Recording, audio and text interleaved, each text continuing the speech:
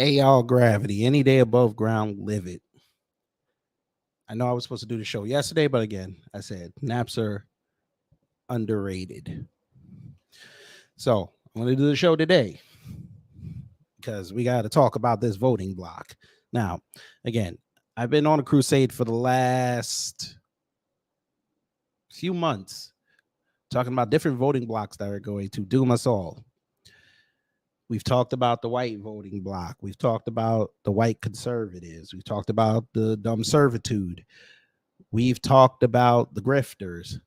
But today we got to talk about the black academic. The black academic, we have not forgotten about you. You are a very dangerous voting block because you swear up and down that you're the smartest people in the room.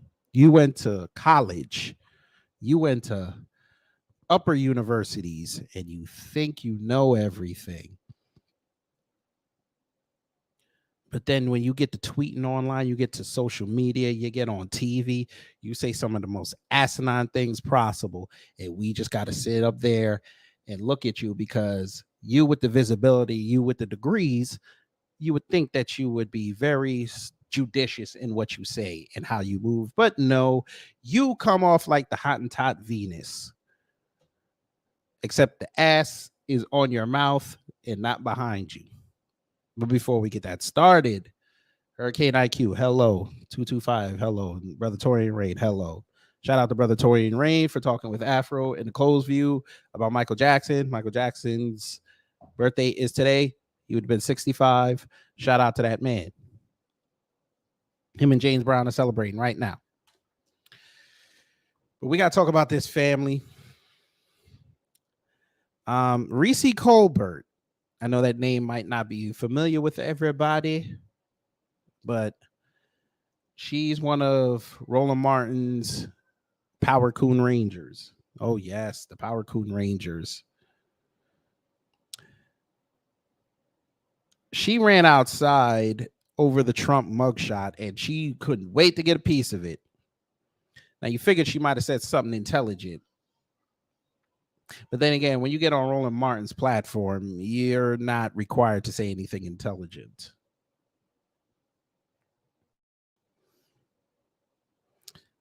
Tabernacle. This is Reese in the right-hand corner on your screen. We all know about this dude. He's irrelevant. And this chick looked like she walked into the Jamaican restaurant and the oxtails were not ready yet. Roland looked like he wrapped up in a goddamn poncho with the pocket. I don't know what this is, but Roland, we've never said he dresses well. Yes, Hurricane IQ. Yes. Yes, Reese with the foul mouth. Yes. And by the way, I tagged her in this, so I'm sure I'll be expecting a block soon, but that's okay. Reese, what did you say about Trump's mugshot? This is about accountability. And thankfully. Why does Roland sound like he's at a basketball game? He couldn't find somewhere quieter to do this. All right. And let's be real clear. Fair use. It is black prosecutors who have been leading the charge and who are on his ass. Oh, yeah. This is like. I wonder if you would have said that if this was white prosecutors. He is putting over the fact that black people are prosecuting Trump. What does it matter?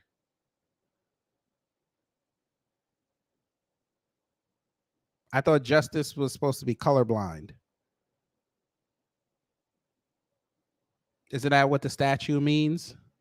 The lady holding the scales of justice, and her eyes are covered. They're supposed to be colorblind. But you want to make this about black when it's somebody doing something positive, depending on how you want to look at it. But when it's negative, you want to bring out race and say that we being accosted. Boy, y'all better pick a struggle. But okay. Reese is about to say something out of line. Leading the charge and who are on his ass.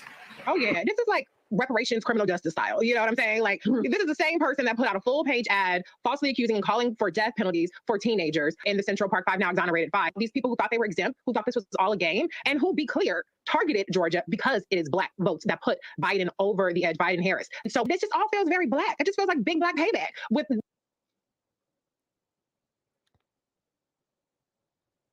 big Black payback.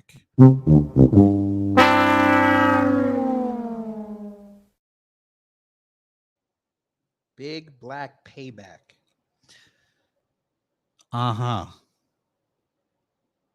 You mean Reese Colbert. Now, you're an educated Black woman. Shout out to you for that. Ma'am, how is this reparations? Oh, I get it. You think throwing Donald Trump and his cohorts in jail is going to stop white supremacy the day he's sentenced, the day he has to go on that bus, the day he's got to wear the orange? You think that's going to end white supremacy?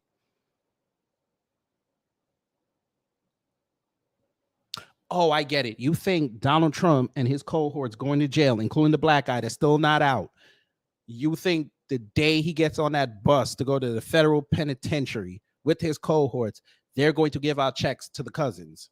That's what you think? Yes, Torian, she said that reparations, criminal justice styles. This is what she said. Ma'am, Donald Trump did what he did, correct? Yes, he did. I'm down here in Atlanta where he got indicted. Fannie Willis is literally putting this case together, correct? Okay, fine. She's putting this case together with her team. I looked at the case. It looks flimsy as fuck, but you know, it is what it is. That's just my opinion. Ma'am, we got Black folks that are getting thrown out of their places right now, their homes. I'm not just talking about through the sheriff's office for not paying rent. I'm talking about Microsoft, Google, and all these other tech companies that are literally downtown across 75, 85, throwing people out of their homes to build their mini skyscrapers, their mini business centers. Last year, 400 people lost their home because Google wanted to build a hub there. Throwing Donald Trump in jail does not give them peace of mind. Throwing Donald Trump in jail does not give Black folks anti-hate legislation. Ma'am, let me explain something to you because maybe you missed this. When he was down here last Thursday, the city didn't stop. Oh, Trump's down at Wright Street. Okay, you just got to avoid that area. The city didn't stop. Sweet Lounge, okay, they did their event. The city didn't stop. Black people weren't in the street celebrating in jubilation. All y'all saw was those people on the street who saw a presidential motorcade pass through the hood, and the Democrats lost their minds. The conservatives saying that he's a G, and the rest of us are just looking at him like, okay, he had to go back to the airport. Where is the reparations in this? I'm lost. But I'm sorry, I cut you off. Continue. In terms of the district attorney, in terms of the people who were handing out the indictment charges the night of the press conference. And to echo Dr. Carr's point, I am not celebrating the criminal justice system. I'm not even convinced that it's going to prevail in this case. How do you lie? Ma'am, you literally just said there that's reparations, criminal justice style. You were happy that Roland said that Black people were on his ass. You started laughing. Now you want to say you're not praising the criminal justice system, which is it? This is why we don't listen to the Black academics unless they've put time in the soil. Reese, you sound unintelligent here. And don't worry, we got the full clip. I'm gonna play the whole thing because there were some parts that I need y'all to hear because she said more. So we're gonna do that for you. Now, this is the only time I'm going to praise Roland for cutting up his live stream. Let's hear the full context. Let me make sure it is YouTube proof. It is not YouTube proof. Now it's YouTube proof. Fair use. These fools literally sign pledges saying, hey, even if he's a nominee, you're going to support him. I mean, Chris Christie tried to sit here and like do a little dance, trying to play games there as well. It's kind of like, Christie, stop, bro. I mean, come on. I mean, this is what, look, when I blasted him 2 years ago on ABC, what did I say, Reese? I said, all they care about is power. They don't. So do the Democrats, Roland. They care about power too. When you're in a position to change people's lives, you care about the power that you have. Roland, you literally sat there and came for the Democrats since the 90s. What are you talking about? Care about anything else. And this is what people need to understand. They only care about power. That's exactly right. And that's why there is no moral leadership in the Republican Party. The Republican Party as a whole is just as debased and as criminal as Donald Trump always has been and always will be. What about the Democrats, man? The Democrats literally just sat up there and watched black people get killed in Jacksonville and came away from a meeting with Biden and nothing got passed. All y'all talked about was gun control. Gun control is not the problem.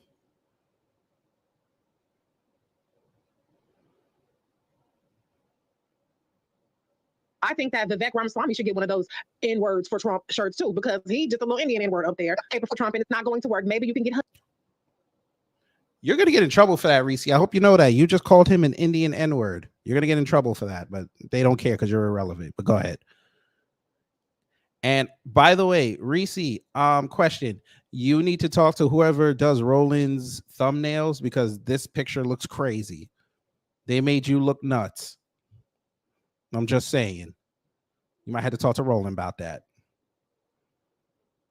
Vivek, but you will not be the vice president. You certainly will not be the damn presidential nominee either. This is all a big circus, and Trump is the biggest clown of them all. And the fact that he has no shame after, I think I've lost count, over 100 counts that he's facing across the different cases. He wants to turn this into primetime television. This is not going to change. This is who the Republican Party is. And I just have to say to all of these co-conspirators, indicted folks, the Trump mafia clan, welcome to your N-word wake-up call. Some of y'all actually are N-words, but the rest Okay, so somebody confirmed they listened to the Breakfast Club.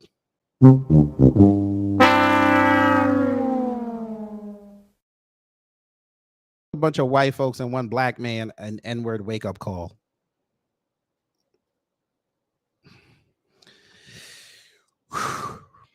Y'all don't believe that she said that. We're going to play it again. 15 seconds back. Go ahead. Say it again, Reese. I think I've lost count, over 100 counts that he's facing across the different cases. He wants to turn this into primetime television. This is not going to change. This is who the Republican Party is. And I just have to say to all of these co-conspirators, indicted folks, the Trump mafia clan, welcome to your N-word wake-up call. Some of y'all actually are N-words, but the rest of y'all are getting a taste of what it's like to be an N-word in America and in this so-called justice system. And I do not celebrate the way that black people.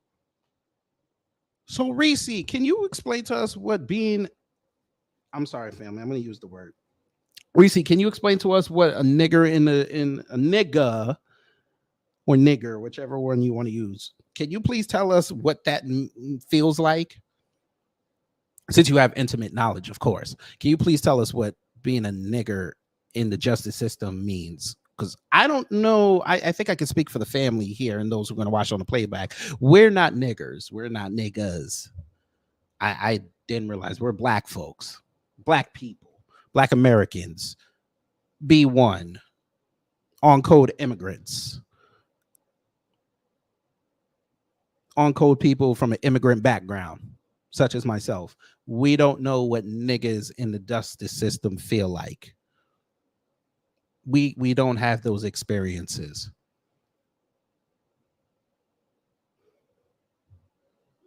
You sound like that high acidity chick that's trying to be down.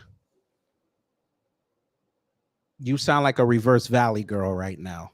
I don't know what that means. What does an N-word in the justice system mean? I don't know what that means. People get unjustly treated in this system But I do celebrate the people that have helped perpetuate and celebrate this unjust system, getting a little bit of taste of their own medicine. The only difference is that they earned it, they're sick, and now they're getting perp walked, they're getting humiliated. I want to see these mugshots on t-shirts, on banners, on commercials, on everything. I want them to be as humiliated, and I want them to be held accountable. And I think it's going to... Reese, how'd that work? Trump made almost $8 million off his mugshot. How'd that work? I think that's white supremacy. I think that's called capitalism. Who cares? Again, the world didn't stop because Trump had a mugshot.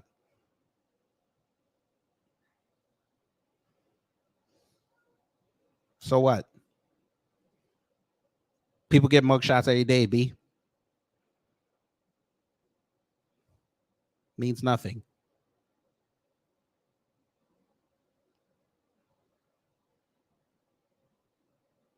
to happen because Fonnie Willis is not fucking around. So all I got to say is, bad boy, what you gonna do? What you gonna do when they come for you? Hey, and this time it's a black one. They're gonna look at the person on the docket. If they like him, he's gonna go scot-free. If they don't like him, then they're gonna try to grandstand. My prediction: Trump's gonna get a mistrial.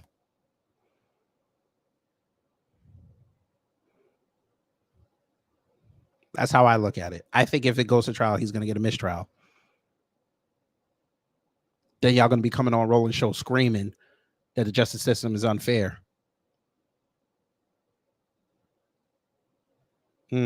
Justice system is unfair, yet we still have no justice really for the Buffalo victims because the way people acted.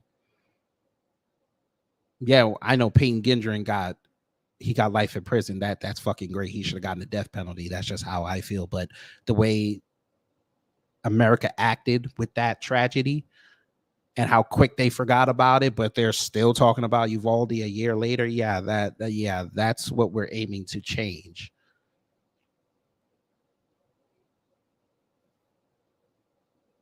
Ma'am, y'all, you black academics that are praising what the fuck Fannie Willis is doing, y'all don't realize y'all making a bigger monster than you should have. Y'all are literally going to make Trump a martyr when this is all said and done. If he gets convicted, he's a martyr. If he don't get convicted, he's going to be a god. I hope y'all realize this. You're going to create a god of white supremacy. And you're going to have to deal with him for 4 more years because y'all won't shut up. You complain about the system, but you're adding to the system.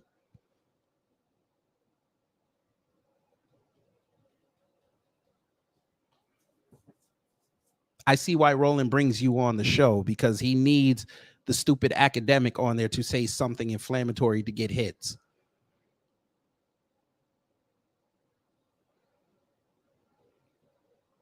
Let me explain something to you. Fannie Willis is over her head. If this was Paul Howard, I would have a better feeling that Trump would go to jail. Because Paul Howard didn't play. From me researching his record, he didn't play. Fannie Willis is acting like Kim Fox right now. She's trying to bolster her image out here. She must be trying to see if Biden gets reelected and Trump goes to jail. She's trying to angle for a seat in the Biden administration. Maybe she wants to be the new attorney general or the deputy at least. She's going to get cooked.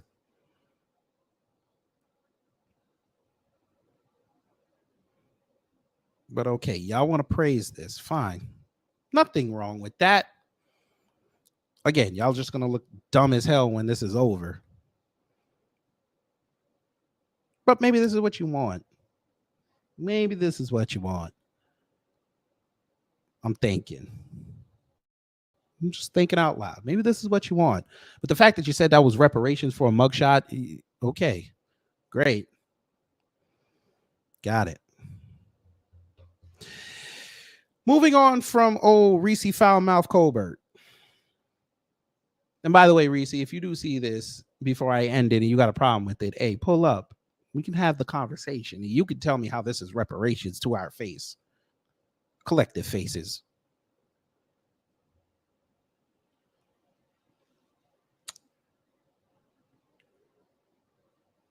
We move on to more intellectuals of the black persuasion who wanted to say that Trump being tried by black folks is somehow reparations. Like he's like the biggest white supremacist on the planet.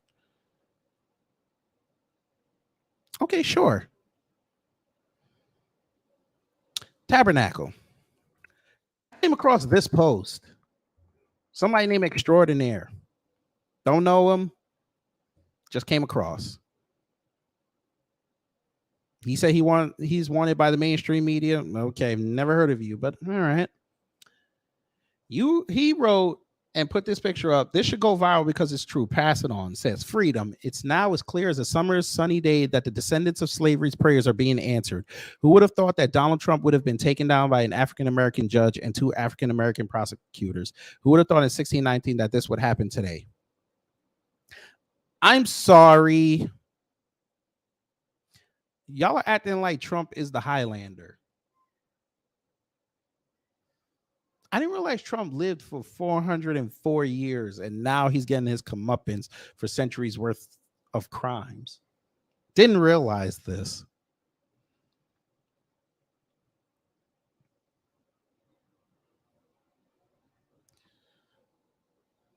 You telling me the ancestors right now are looking down on a white man going to trial over some things that he did during an election? Y'all think that the ancestors' prayers, this is what they prayed for? The ancestors who went through hell on them plantations, went through hell on them boats. They went through hell when the white man showed up in their enclaves, the ones that were already here.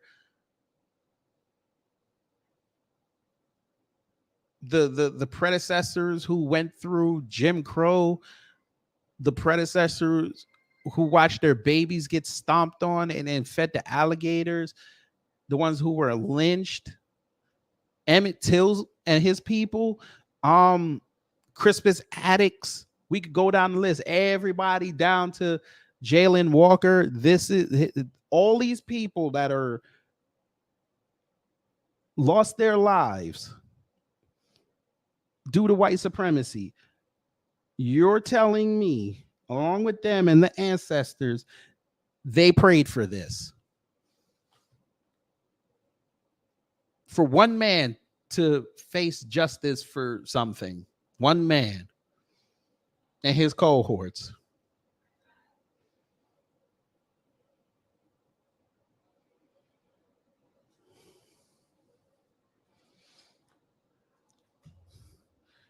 Are y'all sure y'all went to accredited schools? You didn't? Are you sure?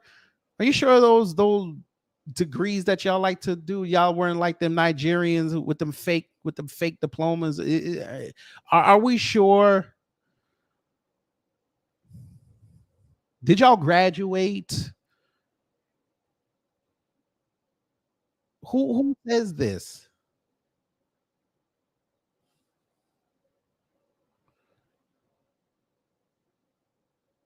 Who says this?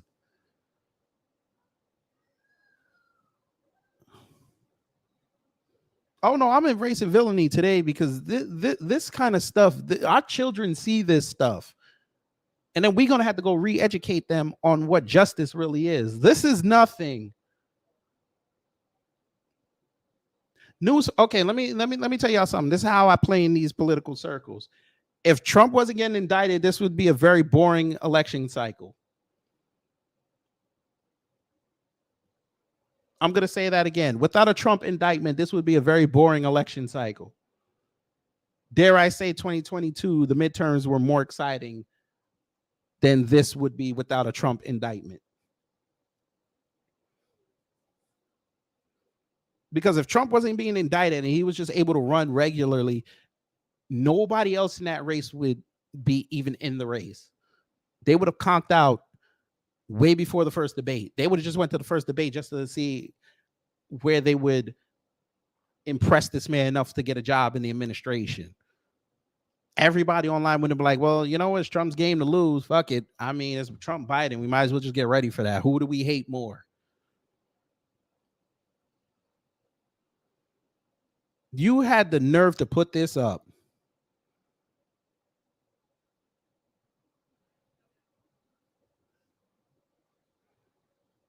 The absolute nerve.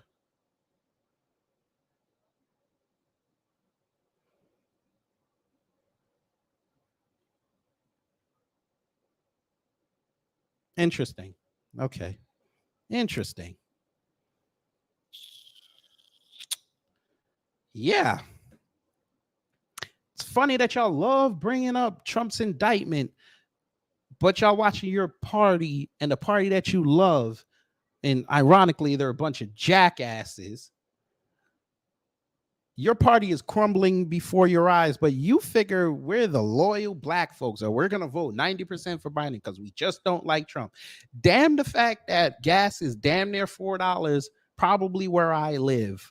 Damn the fact that right now, yeah, inflation is slowed down, but hey, my president, who black folks in Georgia gave him the seat to the White House, and he said he was going to help them out. He was going to have their back, and ain't done shit except give Asians a hate crime bill and money and legislation and a task force,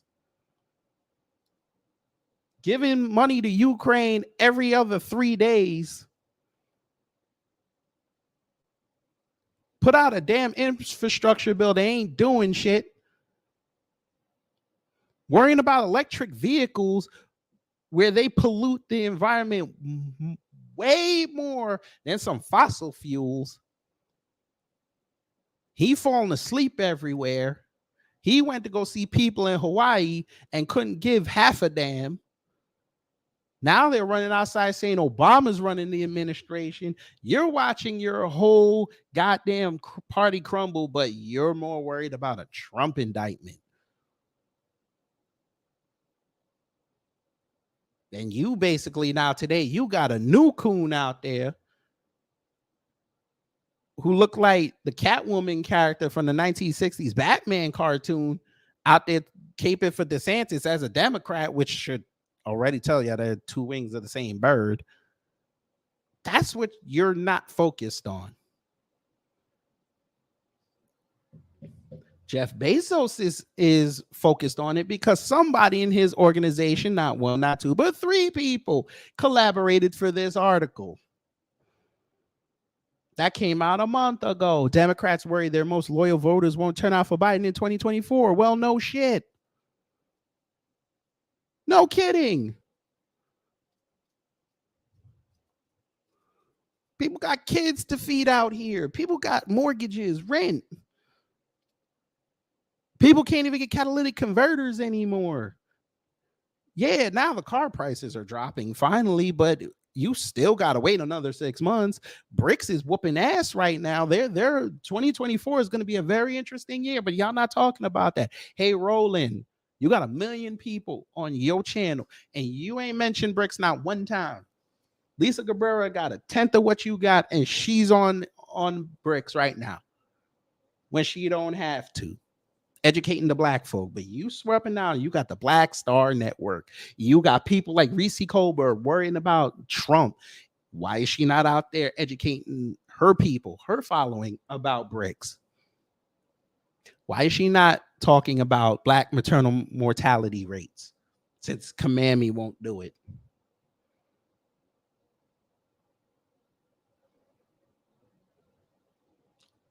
These are the questions we're going to ask for people who are going to go in these booths. Why, as black academics, you are not educating the people about what the hell's going on out here? I don't care. I don't want to hear nothing about a Trump indictment from y'all. I could just go straight to the news for that, or come to New Black Media. I'm not going to go to somebody named Reese Colbert for intimate knowledge about a Trump indictment. You're way out of your depth, man. Way out of your depth.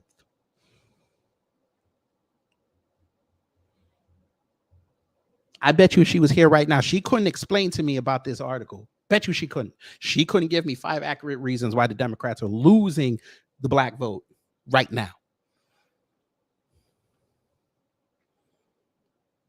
Yes, Bunker TV, and hello to you, sir. Yes. Without Vivek, who got exposed again today. Shout out to Teslin Figaro, who got exposed again, which I told y'all this 30 days ago that he was going to get exposed. This race would be boring as hell because we'd already know He said 450 in New York. Right now it's 361 down the street from me.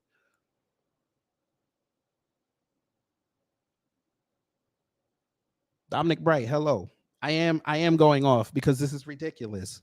The black academic class is your purpose is to educate the folk. Y'all have bigger platforms than us, and y'all are not educating the folk. Then they go out there and vote blindly off emotion, no critical thinking, and then we're in the same positions we're in. Then we got coons like I played that other day talking about Biden's doing a great job, but I just wish he could do more. Well, motherfucker, I think y'all need to vote him out.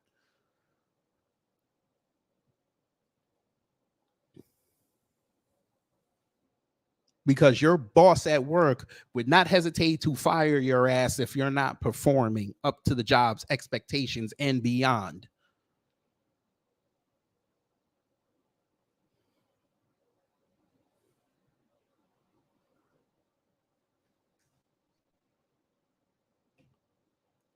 And look who they... Black academics, why aren't you talking about how the mainstream media consistently shows y'all as stereotypes? Black women, the mainstream media consistently shows y'all as fat, overweight, and to people that are non-melanated, useful idiots. Or diversity hires. Black men, why aren't you not talking about the mainstream media always making us look like we're effeminate? Or we just don't care. Or the new thing, we're right wing. But when we say something about it, it falls on deaf ears. We're saying we're doing too much. We're worried about white supremacy too much.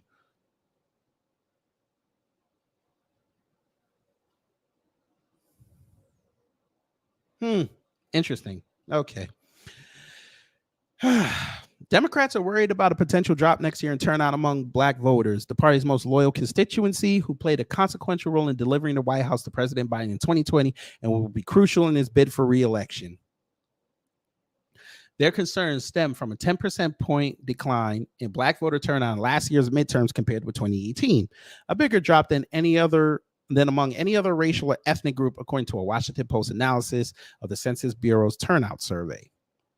Such warning signals were initially papered over by other Democrat successes in 2022. The party picked up the U.S. Senate seat in Pennsylvania, and the guy's a goddamn joke. Senator Raphael G. Warnock won re-election in Georgia, barely. He had to go to a runoff.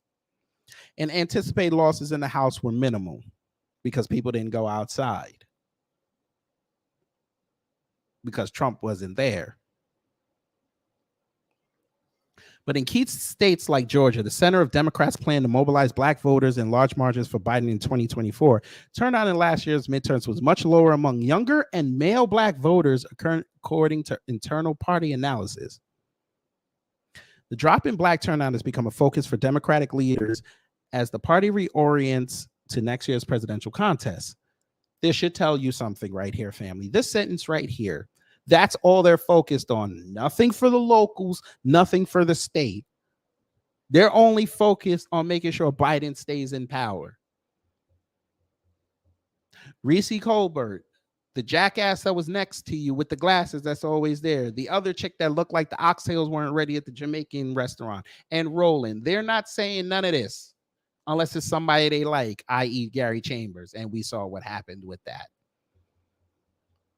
Why aren't they talking about your local and state?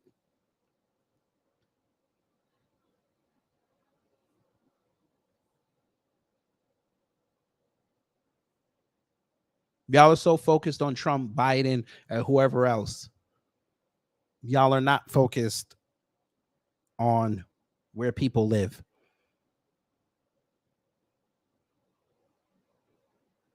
Until next summer, when Marcel starts really getting into Clyburn's ass, then you're going to start slandering that man. Or another black person who's on code, they're going to start slandering them too. You're right. Okay.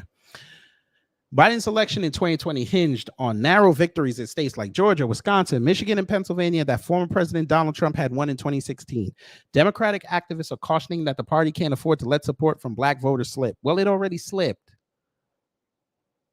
You see how they double speak? It already slipped. You just said it slipped in the midterms. So it's already slipped. You should have said you cannot afford to let support from black voters go down anymore. W. Mondale Robinson, founder of the Black Male Voter Project, shared a dire assessment of Democrats' potential turnout problems with black men. In many of the battleground states, he said many black men are sporadic or non-voters, meaning they are registered but have voted in one or none of the past 3 presidential elections. Robertson said Democrats spend too much time focused on converting conservative-leaning white women in the suburbs who they see as swing voters. Sorry. Instead, he said they should focus more on turning out black men. Pause. Viewing them as swing voters who are debating whether to vote or stay home. Y'all don't talk to us. See, the white man down here, Governor Kemp, he talked to black folks. He talked to black men. You wonder why he won. Oh, I know, Dominic. Oh, I know. That's going to bite them in the ass. Just wait. Wait till next year. That's going to bite them in the ass. You keep playing with them migrants. Hey, I'm going to show y'all a video. You want to play? I'm going to show you what happens when you mess with the wrong community with the migrants. We're going to show that before we get out of here. You're going to laugh your ass off. Your collective asses off. Sorry, I sound like Reese Colbert right now. Foul mouth. I'm sorry. The Democratic Party has been failing epically at reaching this demographic of black men. And that's sad to say, Robinson said.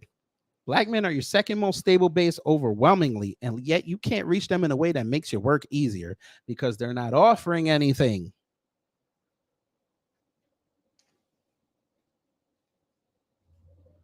They're not offering anything. What are they offering? Please tell me, what are they offering?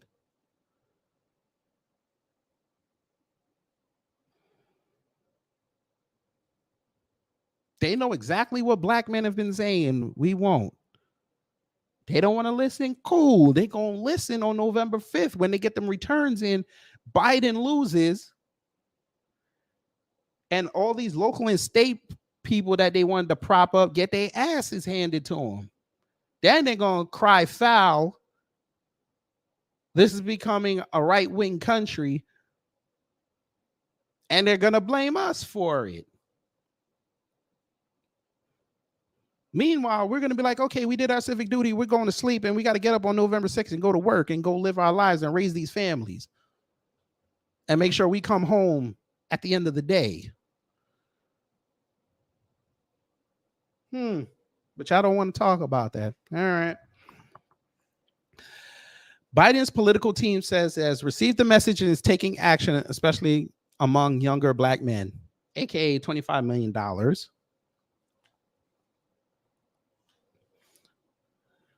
In a media blitz.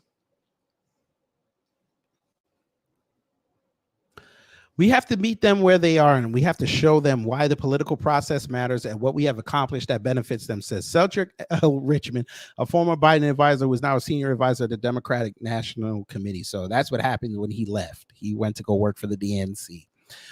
He said there will be a clear focus on making black voters aware of how they have benefited from Biden administration policies, learning from the error of past Democratic efforts that fell short. Well, it's been a month and you still haven't said anything. So, yeah, I wonder what lies you're going to draw up.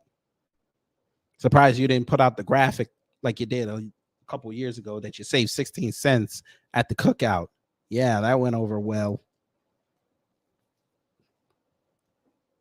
We will not make the mistake that others made of not drawing all the connections, he said. Black voter advocates say the challenge is particularly acute among black men, many of whom say they feel alienated from the political process and were hurt by policies pushed by both parties that led to increased incarceration and a decline in manufacturing jobs decades ago. Correct. Many say their lives haven't improved regardless of which party was in power, and they are dispirited after the country elected Trump. Life was upended by a global pandemic and violence worsened in urban areas. Now, who told this lie? Who wrote this? Which one of your Democratic shills that acted like they were independent said this bullshit? How many Democrats did you ask? They were so dispirited, black men voted for Trump more in 2020 than they did 2016. So did black women. So who told you this lie?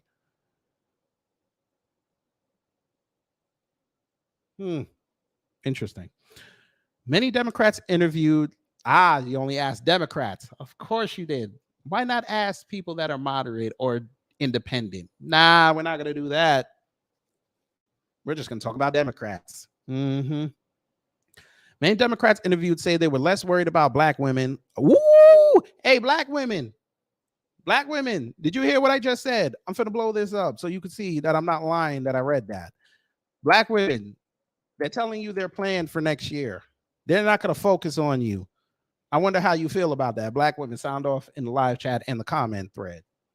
Many Democrats interviewed said they were less worried about black women, whose voting enthusiasm has historically been more robust than that of black men. So they already think they got y'all in the bag.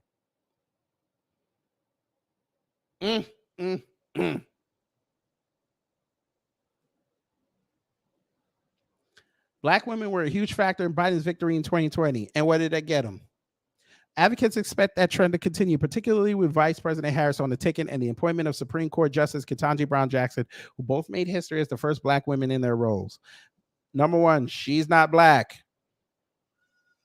Kamami's not black. Y'all called her black. She's not black. Ketanji Brown Jackson couldn't tell the world what a woman was. And she's Jamaican. Like Kamami. She doesn't identify as a black woman. The mainstream media called her a black woman.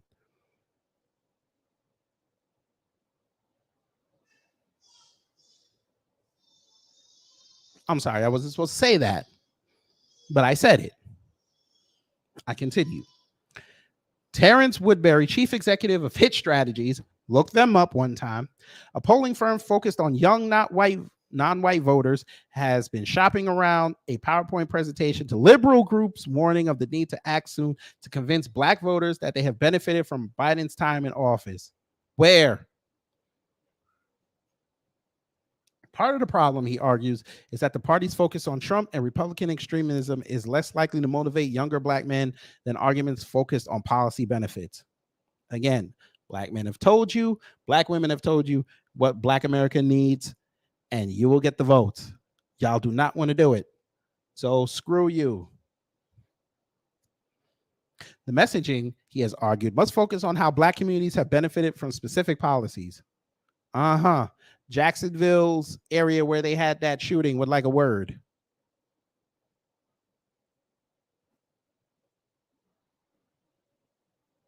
I think the black Americans that left New York and the North to go back down south would like a word.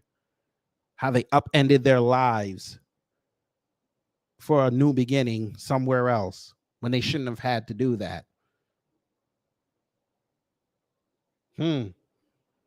I guess y'all forgot about the what they call it, reverse migration.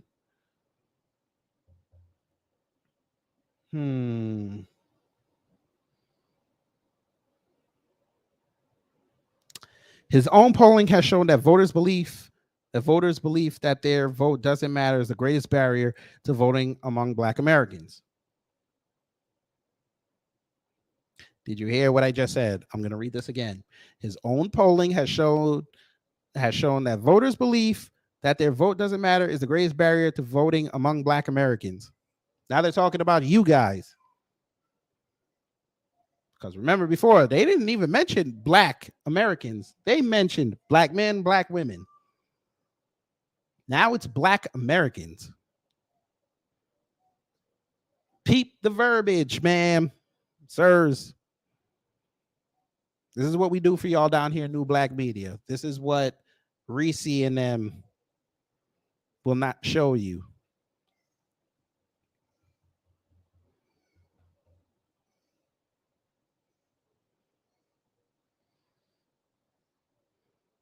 A Washington poll Ipsos poll of Black Americans in Maine found a tepid reaction to Biden's reelection. What do you mean his reelection? Huh? Oh, okay. I don't know why they wrote it like that, but okay. Just 17% said they would be enthusiastic if he wins another term. 48% said they'd be satisfied but not enthusiastic. 25% said they'd be dissatisfied but not angry. 8% said they'd be angry about another Biden term. The poll also found that nearly 8 in 10 Black Americans, again, now it's focused on y'all again, say they would not consider voting for Trump over Biden, and that 54% would be angry if Trump were to become president again. Again, this is just Democrats. Okay. Brittany Smith, now we go to the woman, the executive director of the Philadelphia-based Black Leadership PAC, BLP, which is who you saw before I started reading this article, that robust Black woman, said she has noticed a change in how Black people respond. Now it's back to Black people respond to her get out the vote efforts in recent years. In the past, she simply needs to remind people of where and when to vote. Listen to this. Now she said many express a cynicism about politics that requires a deeper level of persuasion. So your job was easy back in the day. You just had to tell them where to go. Now they're going to ask. Now they're asking you, what am I going to get for my vote? And you don't have an answer. Sounds like you don't have an answer, but more in this article. So maybe she did have an answer. Let's see her response to this. There's not a night I don't go to sleep thinking about what turnout will look like in 2024, Smith said. When you think about election cycle, Black voters have been telling us for a long time what matters. There you go. Family, I hope you please screenshot this. Please screenshot this and then go back up. I'm going to help you. And take a picture of this. Screenshot both of those things. I'm going to help you out again. Take a screenshot of this. I'm going to wait 5 seconds. 1, 2, 3, 4, 5. And if you're on the computer, all you got to do, if you have a Microsoft, is push the control and print screen button. That'll do a screenshot. Now, I want you to take a screenshot of this here. There's not a night I don't go to sleep thinking about what turnout will look like in 2024, Smith said. When you think about election cycle to election cycle, Black voters have been telling us for a long time what matters. Take a screenshot of that. 1, 2, 3, 4, 5. Okay. Put that on your social media. Text it to your people. Show them this is how the Democrats think. So they're hard-headed. They're ignorant. They're woefully obtuse. They know exactly what Black people want, but they're ignoring it. So all your friends that tell you we got to vote Democrat, anybody but Trump, show them those two. Because that's who's talking for you on a mid-level scale, which I can argue is some of the most dangerous people when it comes to politics, the mid-level people.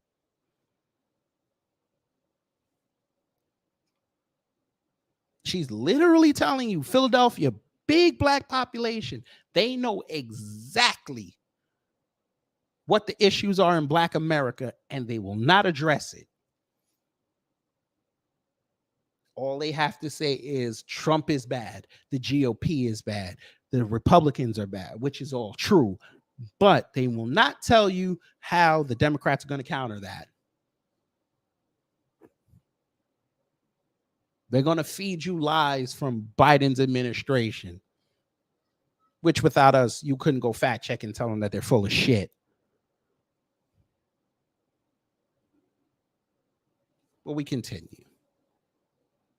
They want to put food on the table, a roof over their heads, send kids to good schools, live in neighborhoods that are safe. I don't think the issues are new. It's the way we talk about them and the way we're centering the voice of the people who live in these communities. Y'all don't care.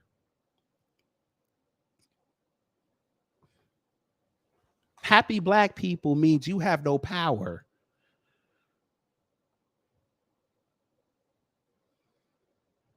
Black people that are not downtrodden means you're useless. All that fear mongering, Black people who are comfortable, look at you and tell you to be quiet, sell your wolf tickets somewhere else. You just don't want to hear that on a mass scale.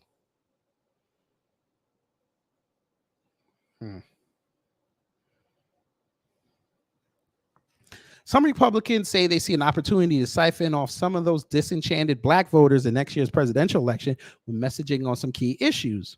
Jay Williams, a longtime GOP strategist in Georgia and founder of the Stone Ridge Group, a Republican firm, says school choice and transgender and LGBTQ issues, especially as they relate to children in schools, could harm Democrats among their reliable base. Quote, my guess is Democrats for the foreseeable future will continue to do well with black voters, but I think there's some cultural issues that don't typically resonate with the black community as a whole, and frankly, a lot of minority communities, Williams said. Republicans will be able to peel some folks off based on that, depending on the area. It could be a real wedge issue for us. No, dum-dum. This is not going to work. This is not going to work. If you GOP jerk off show up here with school choice and transgender LGBT issues, we're chasing you off the block. Y'all know what the issue is. The cousins have told you this for years. They want reparations. They want anti-hate legislation. They can take care of school choice with reparations. They can take care of this, the Hall T issues and LGBTQ issues with reparations. They can insulate themselves.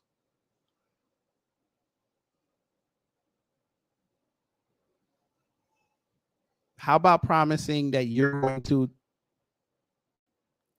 at least at the minimum, give them anti-hate legislation the day you get into office? Why is that so hard?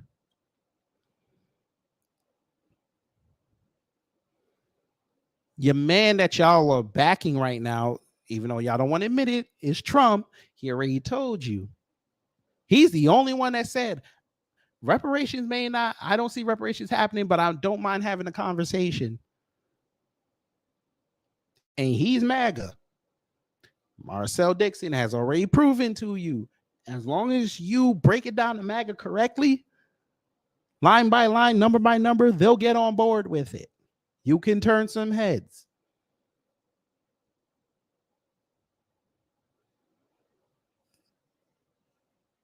The Democrats done told you, F you and your reparations. Anti-hate, nah, that's our bread and butter. We good on this anti-hate legislation. Nah, we gonna continue to let y'all get gunned down in the streets, and we just gonna come out and cry about gun control. And we got to do something about AR-15s.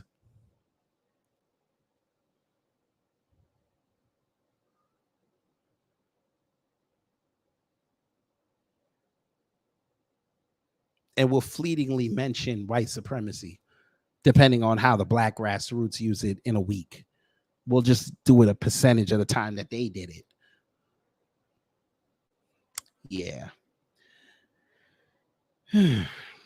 Williams acknowledged any growth in support among black voters could be harder for the GOP if Trump is the nominee. And there will be many other groups, including suburban white women, that the party will have to worry about in that case.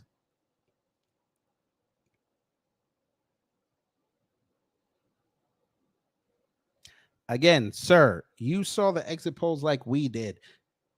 Trump's black vote went up. Both sides. Why? As much as he's a white supremacist, a bigot, whatever the hell you want to call it, black people did pretty well in his administration. I ain't saying across the board, so don't nobody get mad at me. I'm talking economically. We did pretty good. 2019 was a booming economy. Record black wealth, record black businesses created. Again, that's one of the three main issues people vote on: the economy. We were cool. Even in the economic downturn in 2020, he still got black people to vote more for him. That it had to come down to 3 or 4 days later to pick a president. Now, imagine if 2020 didn't happen the way that it did. I'm gonna be quiet. Because now you went and talked about black people, but then you pivot to certain suburban white women again. So showing me where y'all's focus really is. Y'all are still pissed off at white women that they didn't show up in 2020. Okay.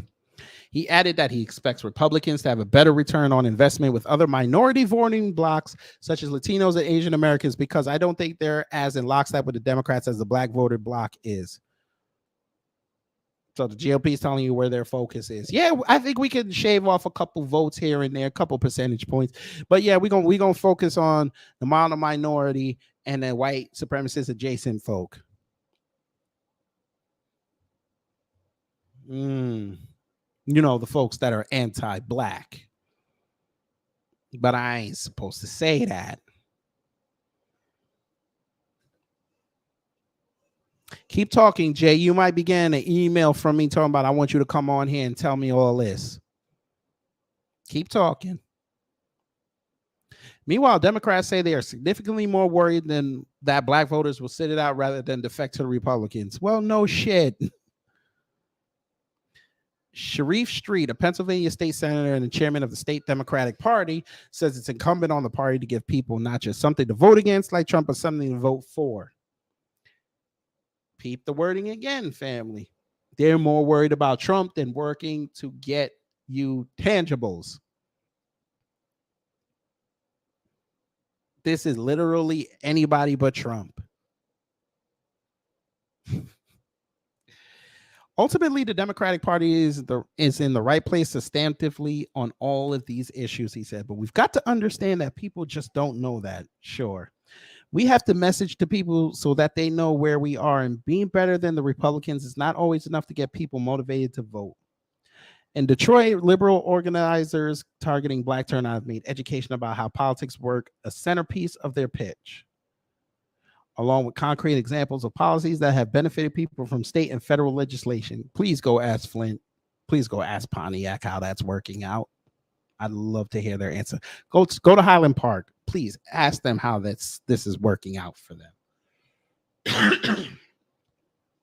There is a slow leaking of black men from the base because the issues that they care about aren't being addressed, said Brendan Snyder, executive director of Detroit Action, whose organizers tell people the exercise is more like writing a Yelp review to spur change.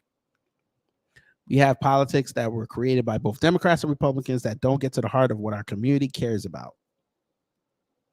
But Malcolm Kenyatta, a black Pennsylvania state representative who is an official surrogate for the Biden re-election campaign, said that black voters will come out for Biden next year if Democrats can articulate Biden's successes. Again, we can fact check this, so bring it, please. This is like being married. You have to spend just as much time, maybe even more time, on the people who show up for you every time as you do for the people who don't, Kenyatta said. What black folks care about is what everybody cares about, to be able to take care of their community, to be able to live in a community that is safe. If the president is able to do what he is doing now, which is tout his record, I think we're going to be fine. His record. Hey, Kenyatta, did you tell them Biden's record on HBCUs, how he ended the permanent funding? Did you tell them that? Did you tell them that? Did you tell them how Biden couldn't be bothered to go to Buffalo? He sent command me. But he's supposed to have their back. Our back. By the way, his vice president was on a plane from London and she didn't want to go. Al Sharpton had to convince her to go. But when Uvalde happened a week later, she was down there lockstep with white flowers in her hand. Yeah, that was a hell of an image. Interesting.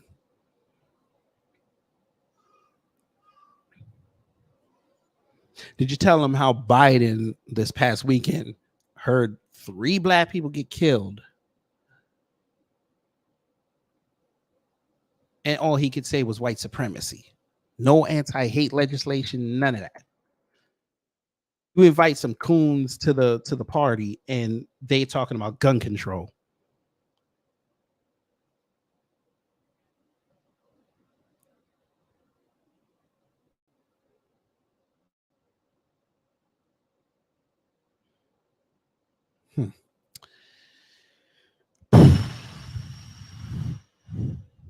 You don't get it. You don't get it.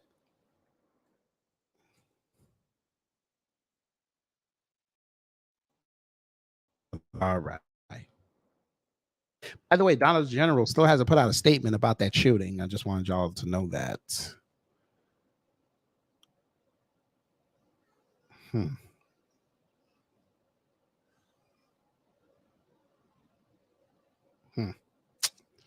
Yeah. Many advocates say that work needs to start early and be consistent. Cliff Albright, co-founder and executive director of Black Votes Matter, said the resources need to successfully mobilize Black voters and fight voter suppression. Here we go again. Voter suppression. Voter suppression. Voter suppression. So it went from Black people didn't come, Black men especially didn't come out to vote in the midterms. Now it's voter suppression. How was it voter suppression in 2020? If there was voter suppression, Biden would have won. Was there voter suppression when Stacey got her ass kicked in 2022? Was there voter suppression then? She lost by 300,000 votes.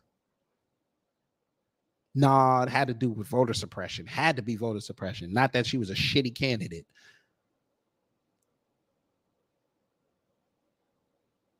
Who on a national stage basically says she's not going to do nothing for Black men, Black women, Black children, the Black family, except restart Cop City, restart the funding. And take the surplus money out of the state to go fund cops and teachers. Nothing to stimulate the economy. Nothing.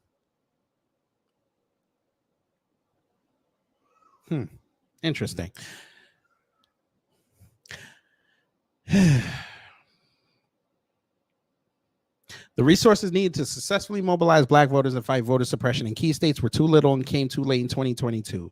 He pointed to places like North Carolina and Wisconsin, which had Black Democratic Senate candidates, but said the party didn't prioritize investments there. Mandela Barnes got his ass whooped, and people found out, thanks to me and others, that he was a Soros shill. North Carolina was Miss Beasley. We found out she was a Soros shill. People didn't like Soros, so they said, we're not going to vote for you. Yeah. Everyone knows that there's no path, whether it's President Biden or any other Democrat, federal or state, there's no path to win that does not involve massive turnout from Black voters, Albright said. But they can't just think that it's just going to happen on its own. They've got to invest in making that happen.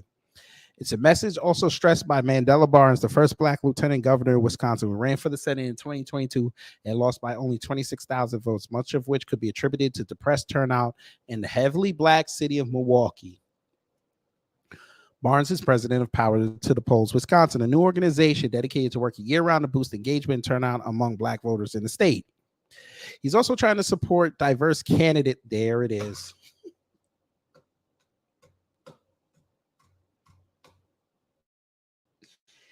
He's also trying to support diverse candidates who might be overlooked by the national Democratic establishment. So here comes the people of color candidates. Here they come. Here they come. Here comes the Democratic Vivek Ramaswamy's. In a swing state like Wisconsin, we could very well be the tipping point. If we show we win, Barnes said, this country and that power is in the hands of Black voters, and we have to take that power seriously. Boy, y'all are in trouble if this is how you think.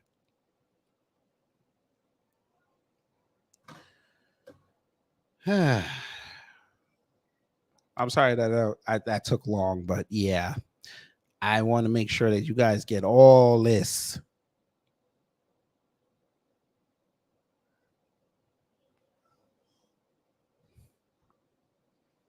I want to make sure y'all get all this, but we're going to move on because I want to show y'all something. Command Me talked to Al Sharpton. Yes, he did.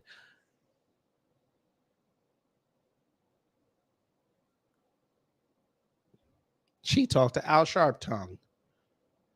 Let's hear what she said to Al Sharpton. 5.1 thousand likes to 2.8 thousand dislikes. Sounds about right. Go ahead, Al Sharp Tongue. Are you concerned about turnout, especially among blacks in the election? You hear these polls. Are you concerned about that? I am always Said blacks.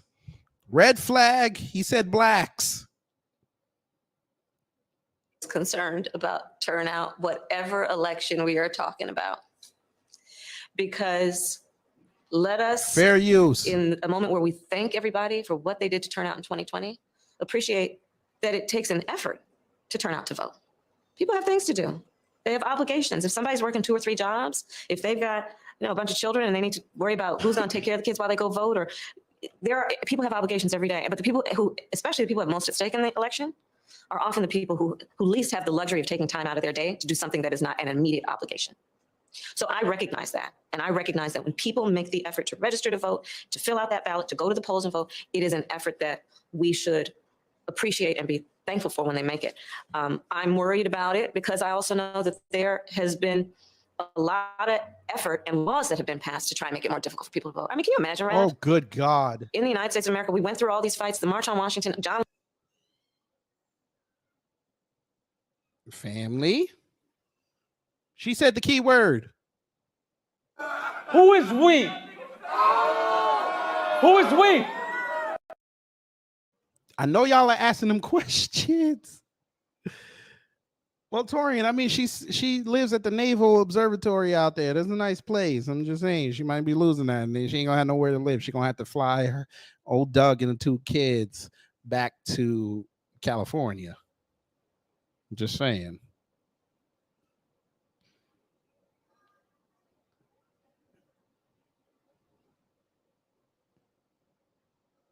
Lose all that.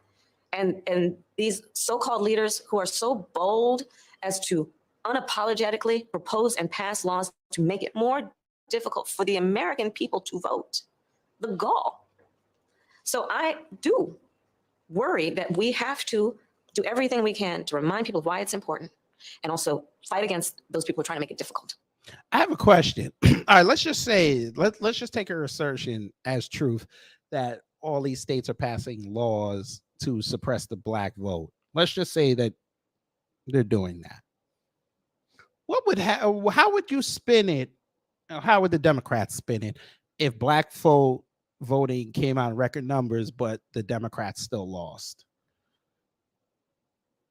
How do y'all spin that? I'm just asking for a friend here. How would y'all spin that? Y'all gonna say election interference again? Is that what y'all gonna do? I'm just trying to figure something out here. Let me in on your thought process.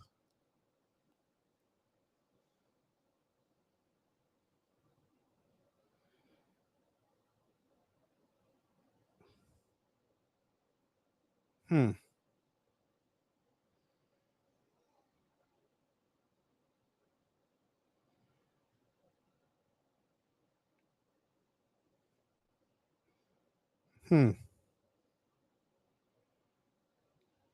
Again, I'm just asking questions here because the way y'all be talking out here, y'all swear to God, y'all are the most educated people when it comes to this shit, and y'all don't have no pulse on the street. Y'all swear up and down, you know what the problem is, but then went to articulate it in front of the camera, and you can't articulate it because you think you're gonna get in trouble by the DNC. You know, Nancy Pelosi's old memo from 2013 that said, do not promise them. No, was it 2013? Yeah, 2013, I think. One of them fucking years. 2013, 2014. That said, do not promise them anything in regards to BLM. Do not promise them anything. Okay, continue, Kamami. One of the things we're doing with the march is that we have co-chaired anti-defamation. Yeah, that's great. Asian groups. Yeah. And UNIDOS. Yeah. Because I think, as you have Who? always said, one of the things we're doing with the march is that we have co-chaired anti-defamation. Yeah, that's great. Asian groups. Yeah. And UNIDOS. So Yeah. Because I think, as you have always said through your career. Wait. So the March on Washington, you made it a minority event. Same minorities that didn't champion us.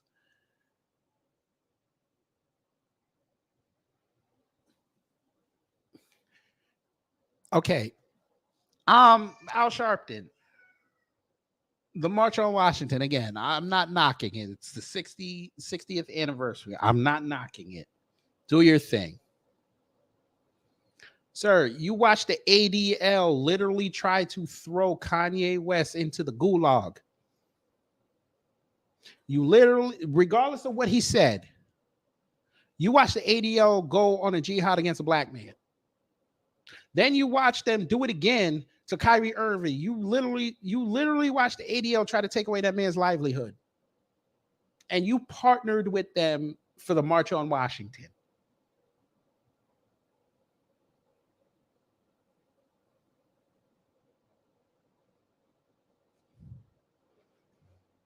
I'm sorry. I'm gonna say that again. Maybe you didn't hear it because you're like 8,700 years old. And the only time you could hear something is the music when you're clicking your feet, when you're doing your buck dancing. The ADL literally made a black man who was a certified billionaire a millionaire because of something he said online. The ADL literally almost ruined a black man's livelihood, his children's livelihood.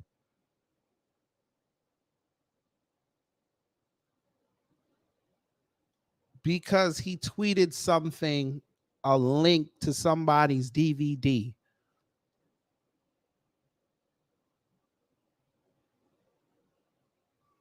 The ADL literally cried and begged to Kathy Hochul, the governor of New York, when the Black Hebrew Israelites out of Oklahoma City came up to support Kyrie Irving outside the Barclays Center, and they got extra protections. You saw all this in real time like we did, and you had the nerve to just sit up there and say you partnered with them on the March on Washington. Jonathan Greenblatt, who is anti-black.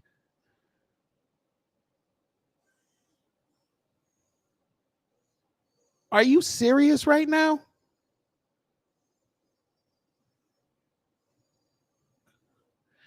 Okay, the Asian groups, the same group, okay, the same set of minority who literally cried and said that we were whooping their ass on the street when it's not true. You take 10 incidents and think this is something that happened every damn day. But y'all didn't say shit when the duck sauce killer was knocked off that Chinese worker. Didn't say nothing about that. They won't even call out their own. They're part of this. The Latinos, the melanated racist people, the ones that say the N-word to our face all day. Now that we're saying y'all can't say, we're saying, oh, that now they want to argue with us. The ones who are helping Caribbean folks say that they created hip hop. The one that is sowing dysfunction out here. The ones that are committing the crimes out here. They won't call it out. They're allowing the news to say it's us that are doing it until the videos and the mugshots come out. Then everybody want to go run in the house. You partnered with them. You didn't come ask the black grassroots. You didn't ask the new black media, even though we be on your helmet. It would have been nice. You literally watched Tariq Nasheed bring 3,000 black people to Washington, D.C. in 3 weeks. You couldn't call that man for the March on Washington? He's done more than all them other groups combined. You couldn't call Rizza Islam?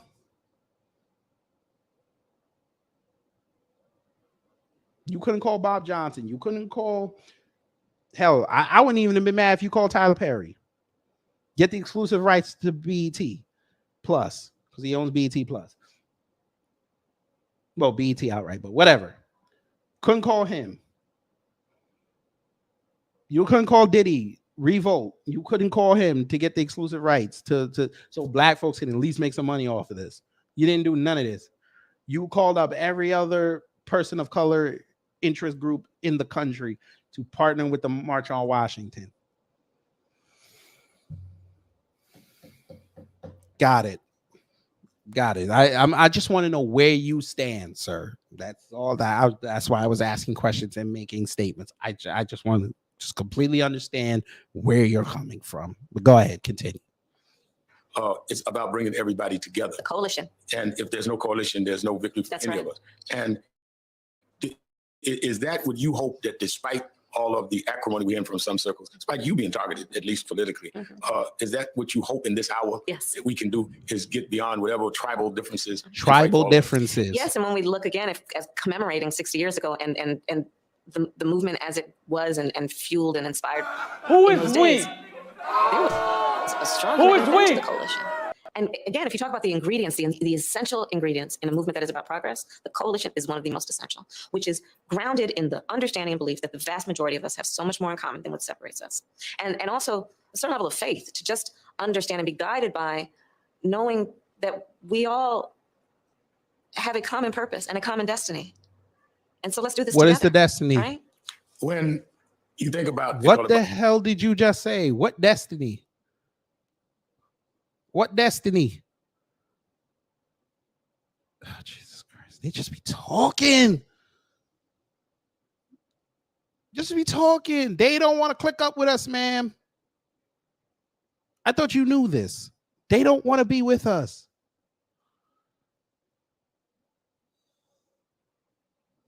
Bidenomics, some of the stuff that you and the president have done and getting through the people. You're vice president of the United States, the vice president, and you're at the official residence. When you wake up in the morning, what do you think about? What is Vice President Harris have on her mind? Doug.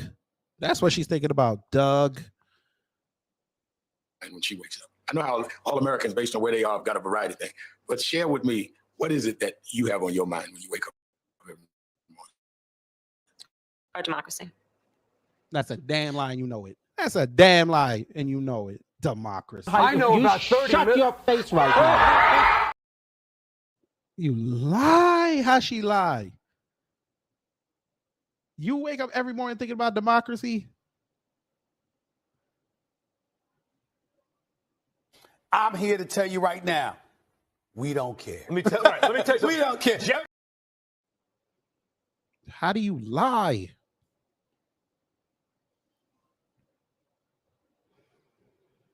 Rev, I think everything is at stake right now.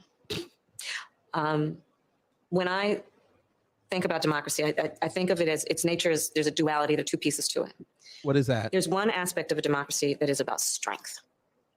When a democracy is intact, it strengthens the people, it protects it and fights for fundamental freedoms, individual rights. It's a fight for order against chaos. It strengthens. What? On the other hand, democracy, incredibly fragile. It will only be as strong as our willingness to fight for it.